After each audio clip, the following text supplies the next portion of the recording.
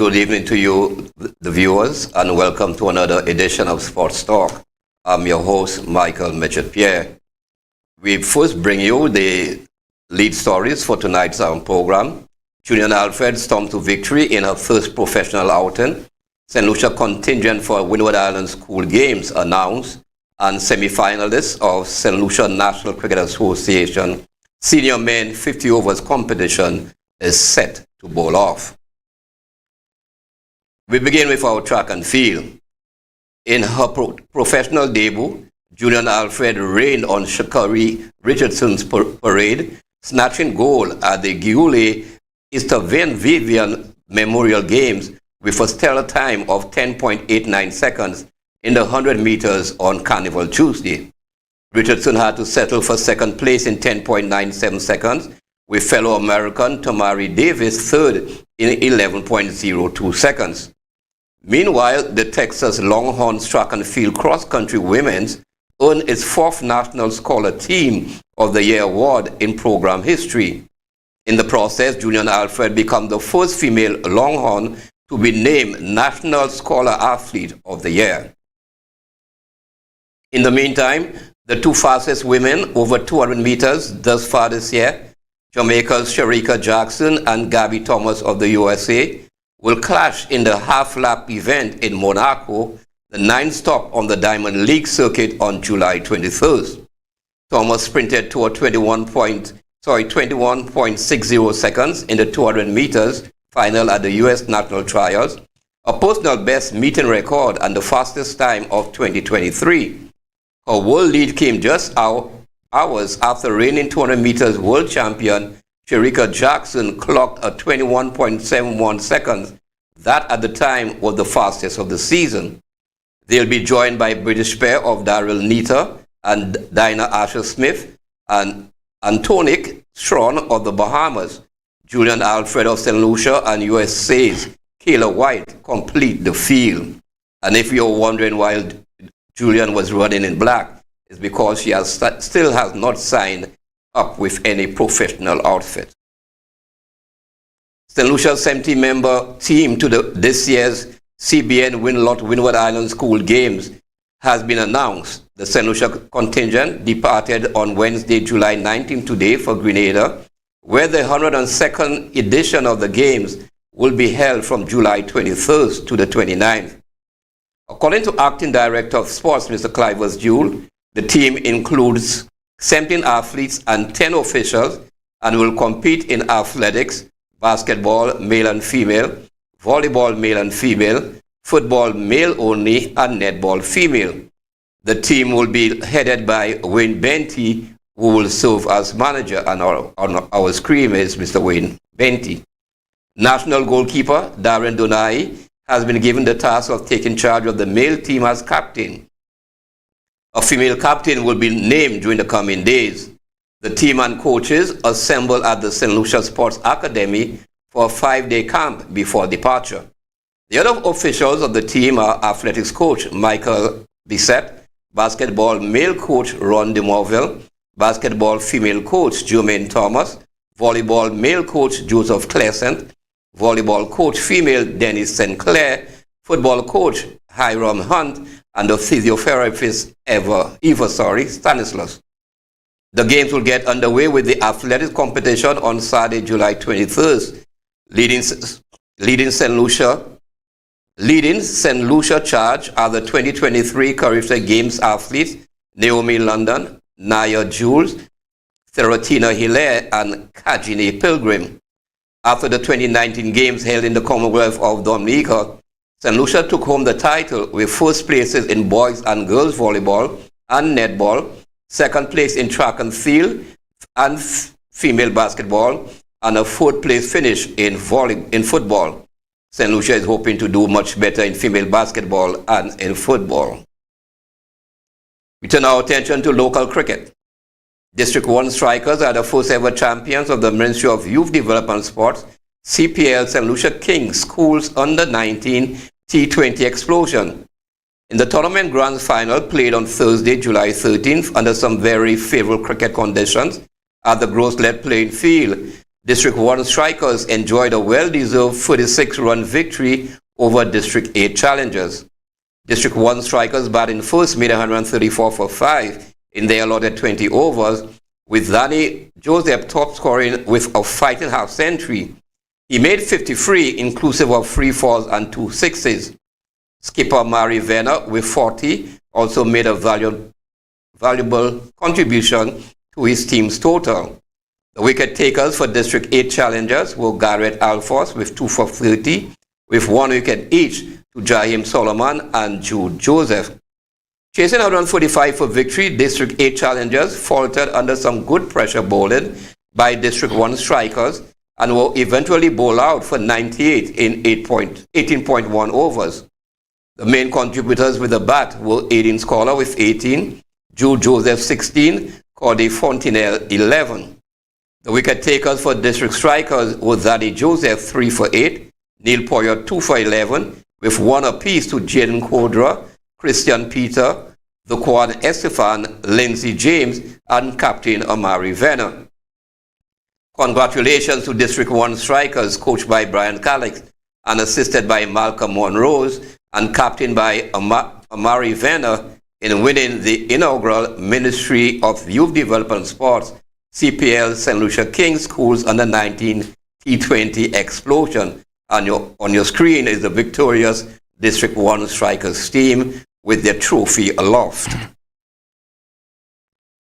Same with cricket, Grosslet advanced into the semi-finals of the 2023 St. Lucia National Cricket Association 50 overs cricket tournament after completing a comfortable 156-run victory over Mabuya Valley on Sunday, July 16 at the Grosslet playing field in quarter-final action. Batting first, Grosslet made 254 for 8 in their allotted 34 overs, with Tyrell Chico top scoring with a brilliant half-century. He batted responsibly in making 74 with 6 fours and 4 sixes. Other useful contributions came from Can Elcock with 49, Jad Goodman 36, and Kimani Melu 17. The wicket takers for Mabuya Valley were Humanus Joseph with 3 for 30, Theo Edward 3 for 48, and Brent Edward 2 for 46. In reply, Mabuya Valley were bowled out for 98 in 18.5 overs, with Brent Edward making 29 and Chad Polius 12.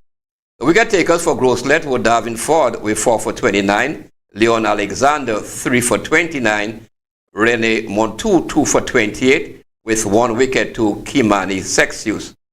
Meanwhile, the semi-finals of the Super 50 tournament is set.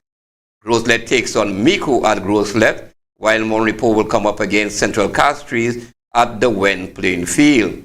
Matches will both take place on Sunday, 23rd July, starting at 10 a.m. Good luck to all the teams.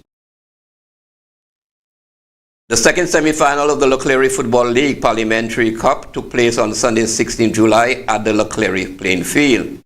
Their active Hill strikers thrashed a Guardian 7-3. They got their goals from Yannick Senqua in the 80th and 89th minute, Michael Simeon 10th, Benjamin McDonald 23rd, Dalton Mason 29th, Sean Collins 86th, and Killian Hollensey the 87th minute. Scoring for a Guardians were Shem Joye, Bruno Lamontagne, and Johnson Ferdinand in the 19th, 70th, and 78th minute respectively. Meanwhile, following the preliminary round of matches of the Grosslet Football League Moss United Carrasco Under-13 boys football competition, the semi-finals have been decided. Moss United top Group A with 12 points, followed by Northern United with 7 points. City Foundation and GMC will level on 13 points each in Group B. However, City Foundation top with a better goal difference. Team St. Lucia competing at the NACAC Age Group Championship in Santo Domingo from the 15th to the 16th of July managed only 2 medals. Ricardo Mann won gold in the boys' long jump, leaping 6.17 meters, while J.D. Emmanuel picked up bronze in the girls' 800 meters with a time of 9.95 seconds. In the under-15 heptathlon category, J.D. Emmanuel finished 5th overall in the girls, scoring 3,684 points. In the boys category, Ricardo Mann finished with 8th overall, scoring 4,605 points. In the under-13 pentathlon, Miley Shadi finished 31st overall in the girls with 1,921 points, while Manny Phillips was 15th overall in the boys category with 2,708 points.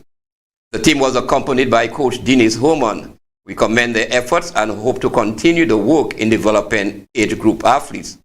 And finally, from us in this segment, the St. Lucia Tennis Association stages a press conference to host the launch of the 2023 edition of the Sadricor Junior International Tennis Tournament. The press conference will be held at the Olympic Committee House, Leclerc, on Tuesday, July 20th from 10 a.m. The St. Lucia Tennis Association and Sadricor view the media as playing an integral role in the development of sport while keeping the public informed and entertained. At the press conference, the gathering will be addressed by representatives from the Ministry of Sports, Sadricor, St. Lucia Tennis Association, and athletes participating in the tournament.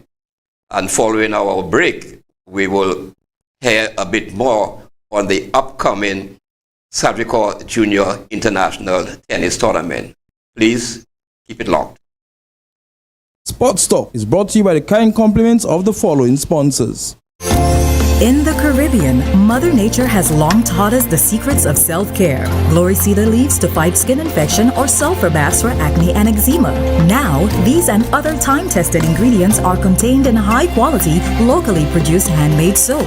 Etoile. 10 spa-worthy soap choices including soothing aloe vera, zesty coconut, black soap from charcoal, and many more. Etoile is made from all natural ingredients and is surprisingly affordable. Etoile, a skin spa in a soap bar. Available at supermarkets and pharmacies near you.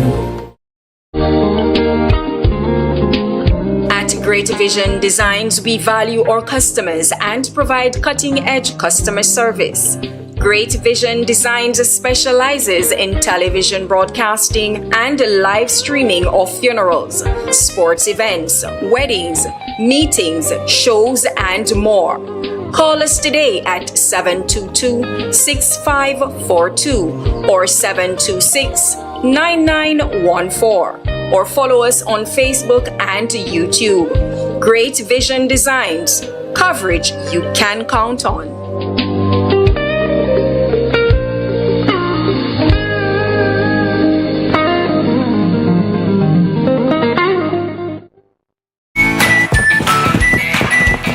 Introducing the new Luselect Virtual Service Desk, where one click is your access to every service. From My Account to Streetlight reports, requests for payment arrangements to settle arrears, change of name and address. Easy online forms give you access from anywhere and at any time. Wow, that was quick. Ooh, that was even quicker. Or change an account address. Well, it's not going to be easy getting those goods to you on time. Certainly not as easy as transferring my Luselect account to the new location using their online form. Every service you need. Wow, they responded already. At your fingertips. It's that easy. Boom. Go! To access the Luselect Virtual Service Desk, go to our website, luselect.com, and click on the Virtual Service Desk widget. Luselect's Virtual Service Desk. Every solution at your fingertips. Paying is faster and easier with Glow FastPay. Use your MasterCard or Visa and pay from anywhere. Log on to discoverflow.co/fastpay and press Consumer. Select your country and enter your account number. Enter the amount to be paid and an email address. Enter your credit card information. You'll receive a payment confirmation with the transaction details, along with a receipt to your email address. It's fast, safe, and easy. Flow, keeping you connected. So, this is goodbye. A professional one. A meticulous one. One with unique options. And total support.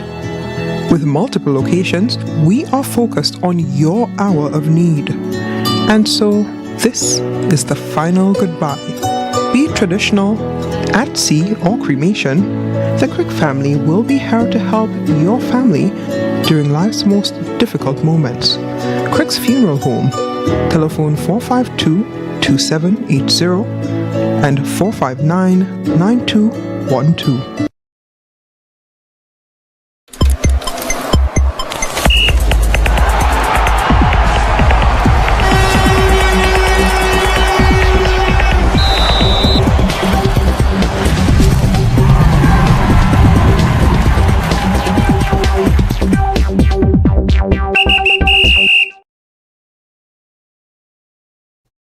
Welcome back. As we concluded our news item a while ago, we made mention of the St. Lucia Tennis Association stating a press conference tomorrow at Olympic House.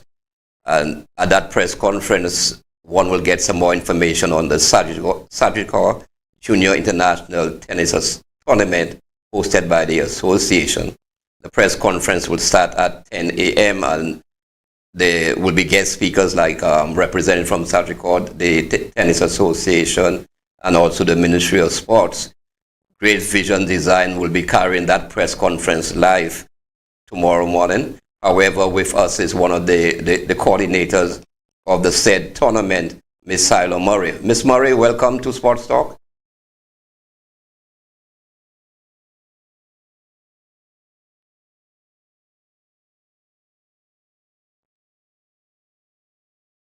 Are you hearing us, Ms. Murray? Hi, good evening. I am. Yes, as I said, welcome to Sports Talk. Thank you very much. The pleasure is ours. Tomorrow, the St. Lucia Tennis Association will be staging a press conference to launch the 2023 edition of the Sagicor Junior International Tennis Tournament. Tell us a bit more of this tournament. Yes. So this tournament has been in existence for over 30 years, hosted by the St. Lucia Tennis Association. This tournament is sanctioned by the regional body. We have at least 13 confirmed countries so far, mostly COTEC. COTEC includes the Caribbean and Central America. We have 17 athletes from St. Lucia participating. We're anticipating 80 participants from across the region. The event starts on the 4th of August to the 11th of August. Now, this tournament, you said, has been ongoing for a number of years. Can you give us some idea of the various categories that the tennis players will be participating in? So the COTEC sanctioned category is the under 14s. The players will be competing for ranking points. The tournament is a grade 1 event, which is the highest grade event in the region. We have the invitational under 12s, where we have players as young as 10 years competing for more development and exposure to regional competition. So the categories are under 12s and under 14s. Having said this, when is the tournament expected to commence and end? So the event will be serving up on Saturday, the 5th of August, and it ends on Thursday, the 10th of August. The association, together with the sponsors, are appealing to the public, the general public, to come out and support this ongoing tournament, which is a youth development one. Is there a cover charge to the tournament? The admission is free. Admission is free to the tennis center. We are located in Borsegio on the same complex with the Darren Canada Stadium. You can't miss us. Let's divert just slightly. Recently, the St. Lucia Tennis Association had a contingent of young players over there in Trinidad. I was following it at one time. You had a few other players in the semifinals. How did this go? So we participated in 2 events in Trinidad, actually. Sagicor hosts 2 events across the region. One, which is a national event in Trinidad and Tobago, where it was opened up to the rest of the region, and the one hosted in St. Lucia, which is a regional COTEC tournament. So our athletes went to compete in the tactical tournament in Trinidad. The categories were under 10 and under 12s. One of our local athletes, her name is Sandra Bertrand. She won the singles category. And we had a few trophies in the under 10 division. We had Daniel Colombo, who is a finalist, who lost to a Barbadian player, Chris Thornton, in the final. We had them playing the doubles, our solution duo of Riley Smith and Tamari Phillips. They also lost in the doubles, so they came second. The other group that competed in Trinidad participated in the under 12s regional championship. So we had a boys and a girls team. The girls team comprised of Kalisa Charles and Kahenia Mukora. They were captained by Aisha Eno. The boys team comprised of Santa Lake and Jenny Gustavo, captained by Juan Blanca. Overall, the boys placed 4th out of 9 teams, and the girls placed 4th out of 6 teams. How satisfied are you and the association with the development of tennis, especially among the youngsters in St. Lucia? How satisfied? I can say that a lot more can be done.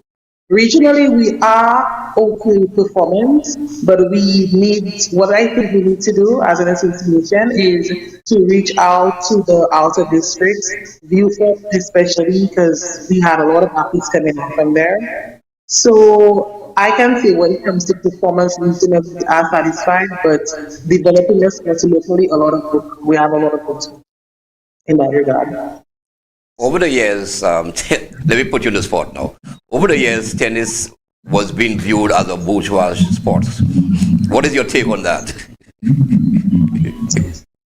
Tennis across the globe is viewed as a bourgeois sport, but there's a lot of work that is being done by the International Federation, by the Regional Federation, and our association to bring tennis to everyone, basically. Right now, the players we have competing at that level, at a regional level, are all grassroots athletes. So it's not the same as before. Nothing compared to what happened before in tennis. Well said. The press conference will be held tomorrow. What can one expect when they come to that press conference? So this will be the official launch of the tournament.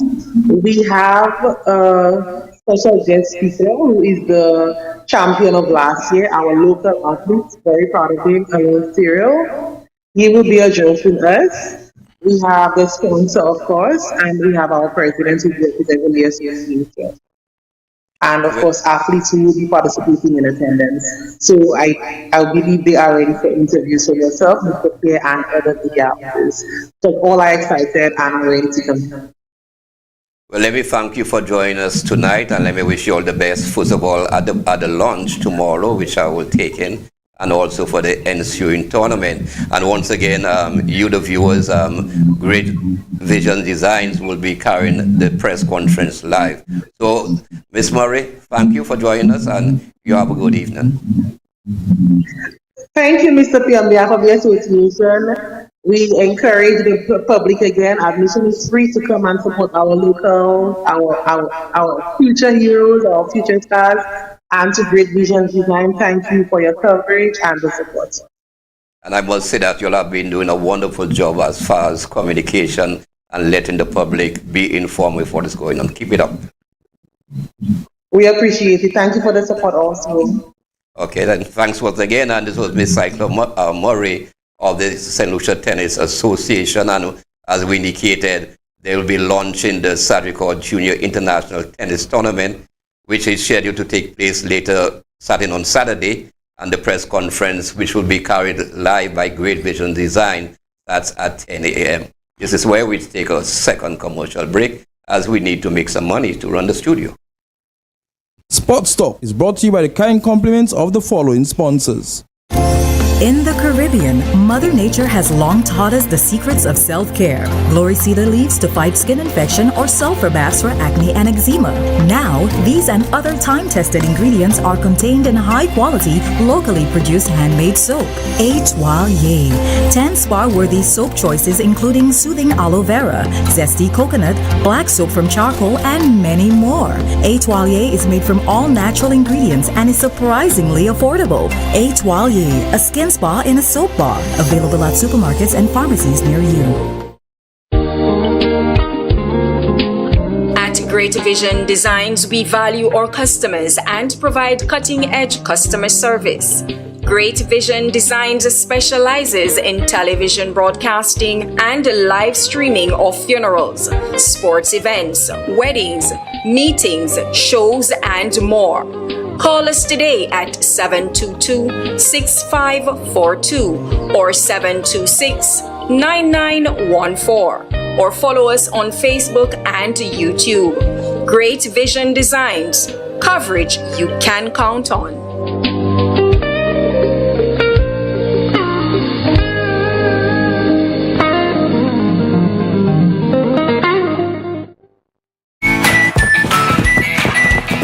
Introducing the new LoSelect Virtual Service Desk, where one click is your access to every service. From My Account to Streetlight Reports, requests for payment arrangements to settle arrears, change of name and address. Easy online forms give you access from anywhere and at any time. Wow, that was quick.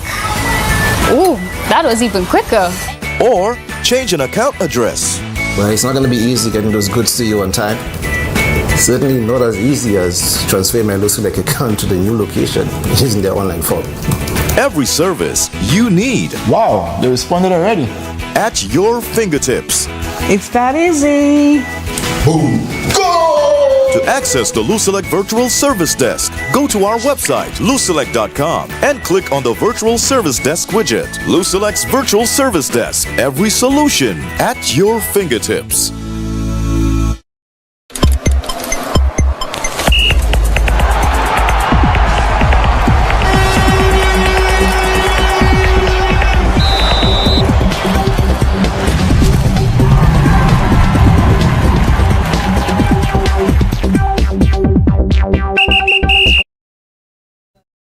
Thank you for staying with us. With us in studio guest is none other than Mr. Cyrus Sipal, the Education Officer for District 1, first and foremost, a sports enthusiast, a cricket enthusiast, and he's here to give us some more insight in what has been happening with cricket within his area and also within the tip ball, which has made quite a lot of strides. First of all, Mr. Sipal, we had the CPL T20 explosion. This year, the tournament was held it's an inaugural tournament featuring the 8 districts. And what happened is that the players did not specifically come from their respective district. You had like what is called a lotto or pool of players put together, and then they randomly selected the players to represent the following districts. District 1, if Strikers eventually emerged winners of that tournament, defeating the District 8 challengers. I saw you taking in some of the tournament, even as an official, as an umpire there. Give me your thoughts on the tournament. Yes, thank you, Mr. Pierre, for having me once again here tonight. And let me say good night to our viewing audience. And then, as you said, cricket is my passion, sports well generally, but in cricket more so is my passion. So to speak more specifically on the tournament, the inaugural tournament of the CPL school cricket, it was indeed, for me, from my perspective, a great success. I viewed a number of the matches, and then from what I could see, it to some extent dispelled the myth that T20 is eroding the identity of the true cricket. This is what I can say, because you need to have the basics of cricket. The bowler needs to be able to bowl well. The batsman needs to be able to master the basics, the skills, and all the components of cricket in order to be able to score runs. And then if you realize during the tournament, we had a number of the already established under 15 and under 19 cricketers who really stood out. So then it was not just somebody who came from nowhere and the person was just swinging his bat left, right, and center, and then he scored runs. No, you still needed the persons who are in line with the basics of cricket to follow. So I need to commend CPL for really understanding the value of this and for us nurturing our young people to give them the opportunity to have a feel of what franchise cricket is all about. Because, as you said, the players from District 1 just did not come from the northern part of the island or from Babono. And let me at this time pause to commend the coach and, well, the two coaches and the team for emerging as number one. And then you may not know, Mr. Pierre, but then those in education know very well that District 1, we have one hashtag, which is District 1 number 1. So having won that tournament, then they have made District 1 number 1 in cricket. So we look forward to next year for that franchise tournament. And as you said, the way it was structured, where you had now all the top players given an opportunity to represent each of the 8 districts. And then you had now the middle class players spread around the 8. And then you had now put it that with the third tier players. So the distribution of players, it was even in terms of giving every opportunity for all the districts to really perform. To underscore your point, the Groslet playing field is a big enough playing field. But we saw numbers 6s and 4s being hit, and sometimes high scoring runs in that 20 explosion. We also saw a number of players taking 4-wicket hauls, 5-wicket hauls, 3-wicket hauls. What do you think was responsible for this? Okay, put it that way. A number of the players who have been training, okay, and then those who are part of the Alti grassroots cricket, John Eugene, you have Monripo, you have Mr. Jules in the Mawia Valley, you have Babono, all these leagues that are really training the players. You could see that they are coming through with this tournament. So spending time to train is very important. I read something that you must have seen on Facebook with Usain Bolt, where he said that he trained for 4 years to run for 9 seconds. And there are some people, they have been training for just 2 months, and because they have not succeeded, they want to give up already.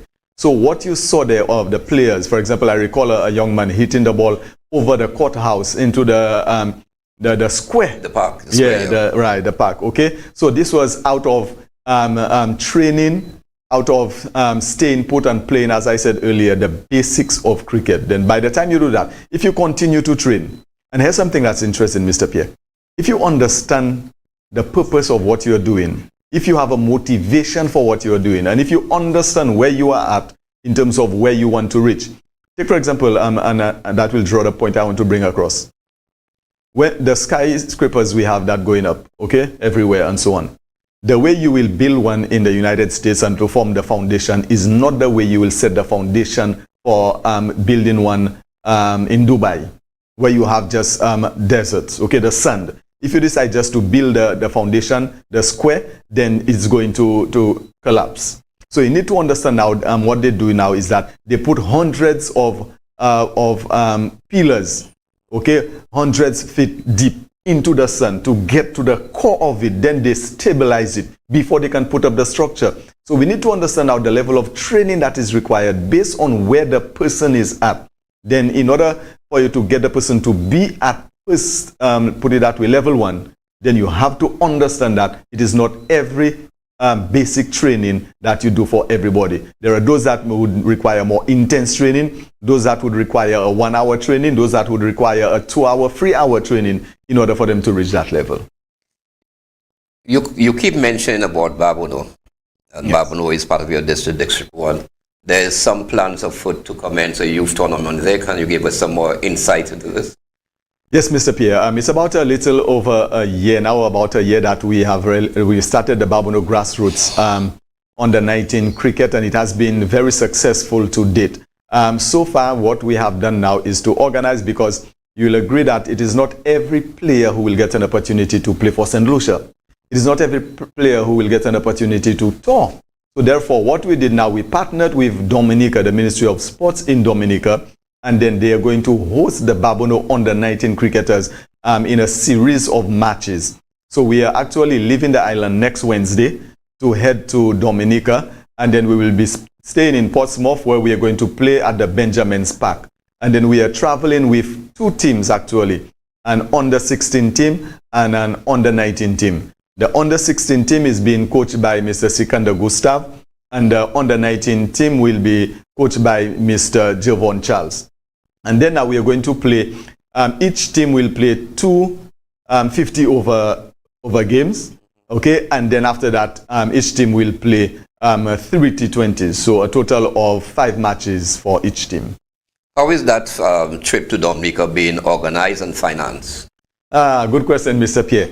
I need to thank the players themselves and the parents for really coming through. This is something that the players really wanted, Mr. Pierre. And then imagine they are sponsoring themselves.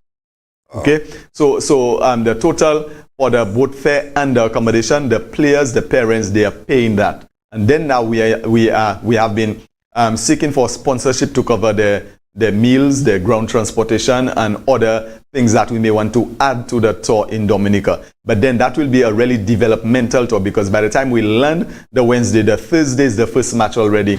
And then we actually playing the last match and the closing ceremony the day before we travel. So the only off days the teams will be having, on the day that the under 16 is playing, then the under 19 will be off. That is the 50 overs. So then that's the day they will get off, where they can either tour Dominica or do some other activity. So that's how we have it structured. And again, I must say that if there is any Samaritan out there who is hearing that plea and may want to contribute and help the Babono under 19 grassroots cricket to go to Dominica and have a successful tour, then they can give us a call, because we will welcome that. Let's stay with Dominica. Your organization, the APL, successfully held some tip ball T20 cricket tournaments, which were well received. And I understood that plans are afoot to have a regional tip ball tournament. How has that been unfolding? Oh yes, Mr. Pierre, that is keeping me going. That is listen. So right after the Babono under 19 tour to Dominica, by the time we come back to St. Lucia in about a week and a half, 2 weeks, then we will be heading back to Dominica with the tip ball team. So here this now. The APL franchise, the Eagle Fruit APL franchise, it is a very well established tip ball cricket in St. Lucia. And Dominica, having heard of our tournament, then decided that they want to partner with us. Then at the same time, we heard also of the International Tip Ball Cricket Council. I don't know how many persons have heard of that. So there is now, this is creating the extra motivation for us to really move the Windwards Tip Ball Association forward. So just to pause a while to give you some information there.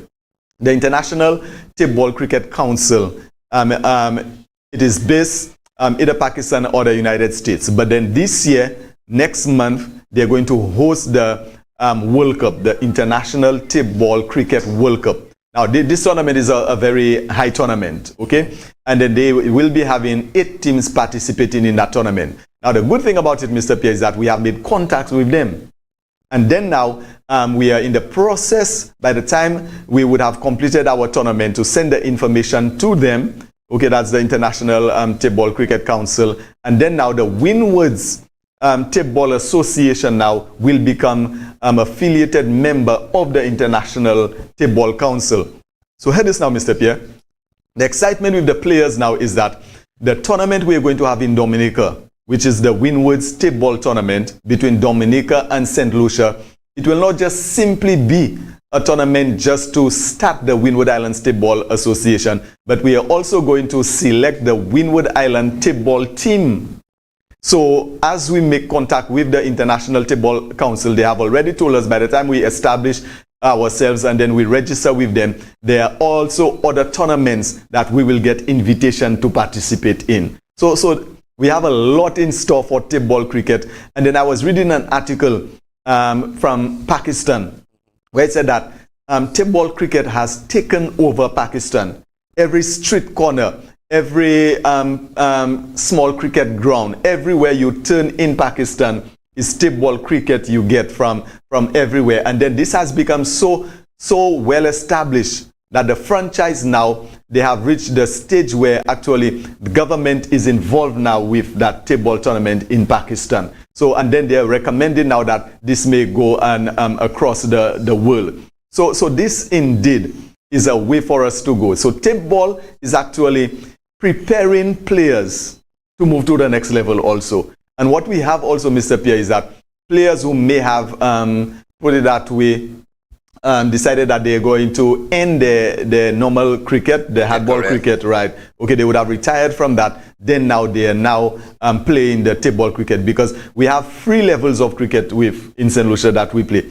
We have the Premier Tournament, we have the Knockout Tournament, and we have the Veterans Tournament. So indeed, table cricket is alive and well, and the Windward Island, the newly established Windward Island Table Cricket Association, where we have the committee has been set up, everything is in place, and then we are just simply waiting to swing into action. So tell us a bit more of the composition of that committee. Okay, the composition of the committee, we have Mr. Joel Mingo from Dominica as the chairperson. You have Mr. Cyrus Sipal from St. Lucia as the vice chair.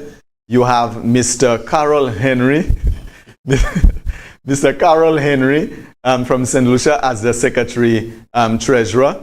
You have Mr. Bruno as the of Dominica as the ICT coordinator. You have Mr. Philip from Dominica as a floor rep. You have Mr. Georgie Senmath of St. Lucia as the other floor rep, and you have Mr. Heston Charles of Dominica as the consultant. So this is a committee we have in place.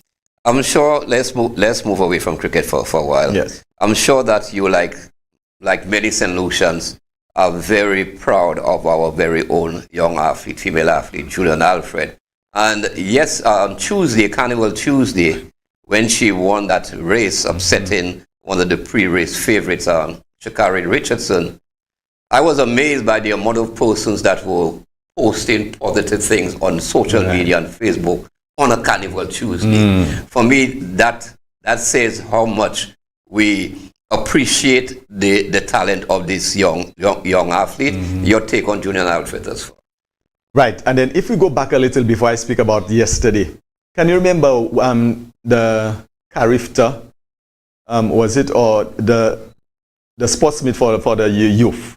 It's Carifta, right? Carifta, yeah. Right. And then now when she was, I think it was under 13 or so, and then she could not have participated because they said she was too young. You can remember that time? Yes, yeah. Right. And then now I can remember somebody saying, just wait, give her her turn, give her her opportunity, and then her time to shine will come. And guess what? The time is now, Mr. Pierre. So it shows now determination. It shows, as I said, the urgency for you to want to do something. So congratulations indeed for St. Lucia. Okay, for Julian Alfred, for actually putting us on the world map once again. We had Levin Spencer, who did that for about 20 years, and then she has retired. And now we have some good athletes coming through, and then leading the pack now is Julian Alfred. So yes, we have to celebrate her.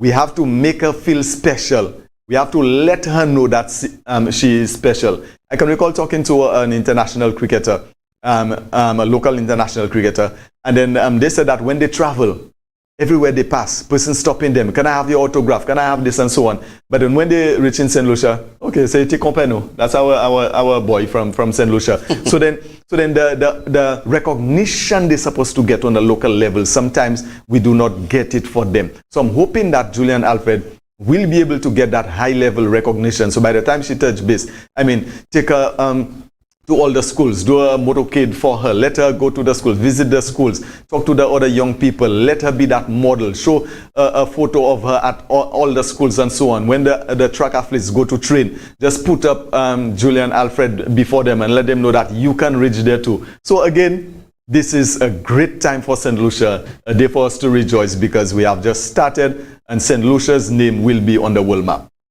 Now, as I mentioned in the newscast, when we showed Julian Alfred running all in black, while all the other athletes were decked out in their professional attire. While this is her first professional race, she has not signed any contract as a professional with either an apparel or a footwear. And I'm of the opinion now, beating one of the top ranked athletes in the world thus far this year, that Julian Sticks will go up. Yes, Mr. Pierre. I always tell athletes, whatever sport that you are in, when you get that one opportunity, just simply maximize it. Okay? Just simply put yourself forward. And that's what she has done. She got that first opportunity and she established herself as a top athlete. So which means the sponsors now will be running after her. But if she had placed 7 for if, then they might not be too excited about coming to her. I mean, I was telling, back to cricket, sorry, from One Repo, Shadrach Descat. I met him about 2-3 weeks ago. And we were talking, and I said, listen, Shadrach, when you get your first opportunity, because he's selected for the first time on the St. Lucia Kings team, I said, when you get your first opportunity, boy, you better grab it with both hands.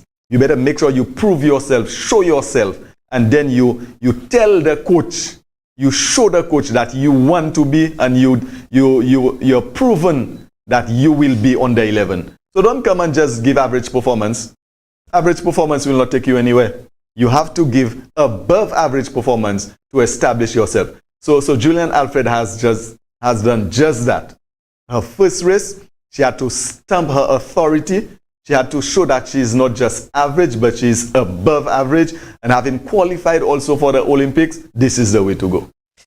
Friday will be, for me, a stunner test because she'll be running the 200 meters. She always said that she don't really like the 200 meters, but she has been doing pretty well at it. She has a very fast time in the world this year. She'll be coming up against the likes of Shericka Jackson and Gabby Thomas, two athletes who have the fastest time in the world for the year. Also, she'll be coming up against the two British sprinters, Daryl Neater and Dina Asher-Smith. How do you see her faring Friday? You see the success of this 100-meter race, where she actually defeated Sha'Carri, who is currently the fastest. Okay, this has definitely created the extra pep in her step. Let us put it that way. And then now, the way she will take that track now, she will not take that track feeling timid or feeling that, can I do it? But then now, having tasted success and experienced success, that will give her the drive that, listen, I can do it and I will do it. In every aspect of life, Mr. P, I like to always encourage young people. By the time you taste success and you experience what it is, then you know more will come. And then I like this statement that this gentleman, Mr. Charlemagne of Soufrière, okay, lecturer at SAFA, he said, if there is no sacrificial today, there will be no better tomorrow. So if you want a better tomorrow, you have to go through the sacrifice. And Julian Alfred, she has gone through that. She has experienced what it is to give, to work hard, to train hard, and so on. So therefore, having experienced that first success, guess what? She's ready for the next one. And whoever says that sports and academics do not go hand in hand, think again. Yes, sir. Because Julian Alfred has become the first female Texas Longhorn to be named National Scholar Athlete of the Year. And scholar is the key word there. Right. It means that she has been able to balance her academics and her sporting career to the tune of being named the National Scholar Athlete of the Year. What message do you want to send out to our budding young persons in terms of their scholastic and their sporting prowess? You have said it well, Mr. Pierre. The two, they go hand in hand. And then remember this young man who placed first for CPEA this year, when he was interviewed, this is what the young man said. He said he has balanced his time between sports and the academics. That's the man who placed first, you know. He did not say that he spent all his time in the books and so on. But then now he's out training, because I think he's swimming or whichever one, okay? I don't fully remember. But then he has his structured time. So guess what? There is a theory again that I like. And in District 1, this is what we use, Mr. Pierre. We work smart, not hard. Okay? And then that's what we need to do. Some persons think that having the child in the classroom from 9 to 3 and also bringing them in for the 12-free tea time that they would have been out running around, exercising their skills, developing their talents, then they think that this would achieve more. But then that's working hard. Working smart is understanding What is it that will motivate the child to want to learn? And then now when you are able to drive that and then have that balance, and then now understand that the two will work together, then you'll definitely go forward. So Julian Alfred has clearly demonstrated. So we don't have to go far now to bring research from everywhere to demonstrate that. We have it right here with us. Julian Alfred at the tertiary level, and we have the young man from the Montessori Primary School who placed first in the CPEA. They said that the two of the sports and the academics, they go hand in hand. So by virtue of Julian winning the race in a time of 10.89 seconds, she has now qualified for the Paris Olympics, where the qualifying time was 11.07 seconds for females. We also have another St. Lucian who has already booked his passage or booked his way to the Olympics, Paris Olympics 2024, and that's Michael Joseph, who ran a time of 44.54 seconds at the recently concluded CAC Games. I will not let you leave here if you do not tell me what is in place for this upcoming term at the St. Lucia Sports Academy in terms of the enrollment and where you could see the school moving to higher heights. Oh, well, now, Mr. Pierre, you have touched another part that I like very much. Listen, ladies and gentlemen, the Sports Academy, this is the place. You want to become an elite athlete, you want to become the best cricketer, you just want to become the best footballer. Listen, the Sports Academy is the place. Now, we will have to pay GVD for that other. Yeah. All right, good. But then, listen, we have a structure in place for the Sports Academy, where currently the program is being reviewed, and then we are going to improve on that, okay? Where we are going to make sure that it is not just simply a normal secondary school where sports is coming along, but then the two, as you said, will go hand in hand. And then now we are going to introduce the flexible time. So there will be the introduction of the differentiated flexible training for the athletes. So let me give you an example. You have Naya Jules, okay, the Carifta gold medal in the javelin event. In the javelin. Now, Naya Jules will not just simply train the 2 hours after school. Okay, that will not be enough for Naya, because you don't want Naya just to be average. You want to take Naya up to the next level. So then now we are going to have now individualized training for Naya. And that can be either early morning, that can be mid-morning, that can be mid-afternoon. And plus now she will be doing her 2 hours of training with the rest of the students, because you want to take her to the next level. Now, that's what we are going to do. All the athletes that are there will get their full training, but those who have to move to the next level will get the additional or the differentiated level of training, which is get for them at the elite level. Also, Theo Edward, the cricketer, we definitely want to see Theo Edward on the West Indies team and to continue. But so to prepare him for that now, we have Mr. Keith Shalry, who is working with the Sports Academy. Yeah. You also have Mr. Brian Calix, and then you have the head coach, Gary Maffrey. So these three, they have already structured a plan. So not just for Theo Edward, but then the rest of the cricketers will go through, and I gave you the model for the setting the foundation. So those who require more training, just to simply be at the first level will get that. And those who are already at the higher level and they need the elite training will be getting that. So for now, we stay with the cricket, track and field, and football. But probably down the road, we may add 1 or 2 other sports after the review would have been done. Mr. Sipal, we are almost out of time. Any final words from you before we wrap up? Well, let me thank you once again, Mr. Pierre, for having me here with you tonight. And then let me just simply encourage everybody to get involved in sports. There is what you call sports for all, sports for health, and sports for life. Just be part of a sporting discipline. Just be involved. If you cannot play it, talk it. If you cannot talk it, support somebody, but then get involved. Just simply walk the road, down mornings, on afternoons, something. But do something sports-wise, okay? And then now, let me thank all those who have been supporting the Babono Under-19 grassroots cricket. And as I said, we are moving to Dominica the 24th of July.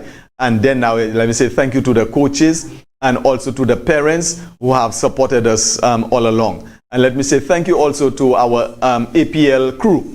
all right? Eagle Freight sponsoring, and also the teams that are ready to move to Dominica. Oh, by the way, 40 seconds, Mr. Edis. We are going to Dominica with 2 teams for the tape ball. There will be the national tape ball team that will be participating in the Winwoods tournament, and there will be the APL Adventist team that will be playing the Adventist teams in Dominica. So it's a cricket, lovely cricket, ladies and gentlemen. You just want to just register your children, especially the parents.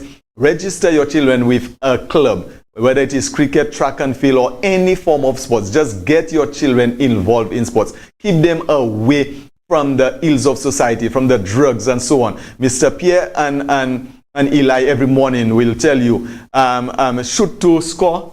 What's it, Mr. Pierre? Shoot to score and not to kill. All right. So that's what we want to tell you. Get involved in sports. Continue to provide the opportunity, and yes, sports will take you far. I thank you, Mr. Pierre. I want to thank you for being our guest tonight. You're a very gracious guest, and once you have Mr. Sipal on, you cannot keep him quiet. I also want to wish the St. Lucia contingent who left today for Grenada to participate in the Windward Islands school games all the best. It's a 70-man contingent with 10 officials. What I like about the composition of the officials is that you have a physiotherapist going across with them. You also have a number of persons there who could double up as physiotherapists. I want to say a special best of luck to the manager, Mr. Wayne Benty. He himself has been a product of the Windward Island Secondary School Games himself as a participant. I'm happy to see him that he has elevated himself to being in charge of the contingent.